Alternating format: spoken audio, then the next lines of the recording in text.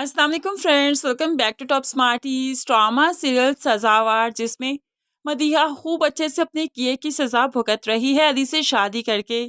वो तो जब इस घर में एंटर हुई तो घर को देखकर ही हैरान रह गई कि ये कहाँ पर वो आ गई है। यहाँ पर अभी तो बहुत से शौक मिलना बाकी है मदीहा को। मदीहा से फर्स्ट डे पर ही जब नाश्ता बनवाया गया और पराठा ठीक नहीं बना और ऐसे में मदीहा को रख कर थप्पड़ मारा अली ने, वाकई दिल को ठंडक पड़ी, क्योंकि ये मदीहा का मकाफात ही तो है जो कि उसके सामने आना ही था। रजा और मुस्कान जो एक दूसरे से अलग हुए मदीहा की वजह से, तो मदीहा की जिंदगी में इतनी आसानी से खुशियां कैसे आ सकती हैं। थप्पड़ खाने के बाद 14 तबक रोशन हो गया और एहसास हो गया कि वाकई उसके पेरेंट्स ठीक कह रहे थे। अली उसके लिए बेहतर चॉइस नहीं था, लेकिन अब क्या ही करे। माँ मदीहा की वजह से चल बसी और बाप ने और भाई ने धक्के देकर घर से निकाल दिया। तो ऐसे में भला वो कहाँ जाए सिवाय इस छत के। उसके पास कोई छत नहीं, कोई सहारा नहीं। अब तो जैसे तैसे रूखी सूखी खा के काम काज करके यहीं पर रहना होगा। जब रक्षी बेगम को मालूम पड़ा कि बेटे ने थप्पड़ से नवाजा है तो बेटे को समझाने लगी, तुम पागल वागल तो नहीं हो गए। औरत पर कभी भी थप्पड़ मारना मर्दानगी नहीं हुआ करता, बल्कि उसे वैसे ही अपने वश में करते हैं, अपने काबू में करते हैं कि वो हर बात माने तुम्हारी। आइंदा ये थप्पड़ वप्पड़ ना मारना, क्योंकि तुम तो पागल हो। अगर वो इस तरह से थप्पड़ों के निशान लेकर अपने बाप के सामने जाकर खड़ी होगी ना, तो बाप तो उसे फौरन से पहले अपने घर में रख लेगा, उस पर रहम खा लेगा और जल्दी से उसकी हुला करवा देगा। और तुम कहाँ जाओगे जिसने इतने बड़े बड़े हाथ सजाए थे। मेरी बहन से मेरा रिश्ता टूट गया सिर्फ तुम्हारी वजह से कि तुम उसकी बेटी ना ला सके। इसको लाया और इससे इसे जिस मकसद के लिए लाया वो मकसद भी पूरा ना हो, जायदाद वाला, तो क्या ही फायदा। बस तुम्हें ना अक्लमंदी से चलना होगा। अब रक्षी बेगम अपने बेटे को खूब अच्छे से पटियां पढ़ाती है और बेटा वही करेगा जो माँ कहती है। तो माँ ने फर्स्ट स्टेप उसे बताया, ऐसा करो, उसके पास जाओ, सारी ज्वेलरी ले आओ। ऐसा ना हो कल को तुमसे नाराज होकर चली जाए, ज्वेलरी भी वापस ले जाए और हमें कुछ भी ना हाथ में पड़े। अली माँ की बातों को बहुत अच्छे से समझ चुका है, इसलिए अगले दिन ही वो जाकर अपनी सारी अलमारी चेक करने लगा। तो मदीहा पूछ लेती है, यहाँ पर क्या ढूंढ रहे हो, क्या हुआ।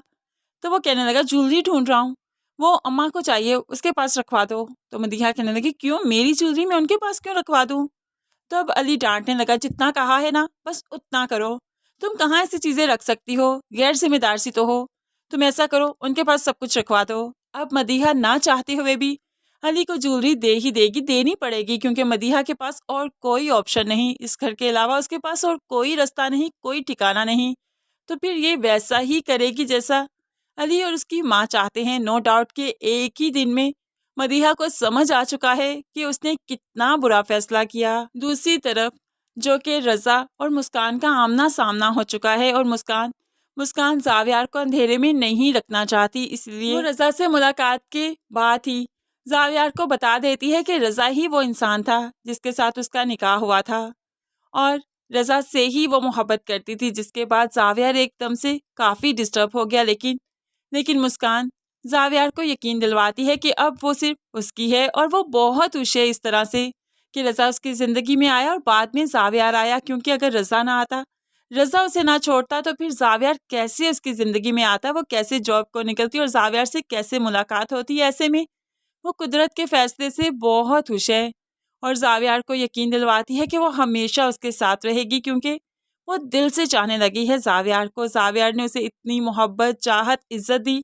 कि वो किसी और के बारे में सोच भी नहीं सकती। जावियार भी इस बात पर काफ़ी खुश है कि मुस्कान ने उसे सब कुछ सच बता दिया, उसे अंधेरे में नहीं रखा। यानी कि वाकई मुस्कान के दिल में कोई मलाल नहीं, वो रजा को वाकई भूल चुकी है, वाकई जावियार को अपना चुकी है। वरना अगर ऐसा ना होता तो वो भला इतनी आसानी से, इतनी जल्दी कैसे रजा और अपने रिश्ते के बारे में जावियार को बताती।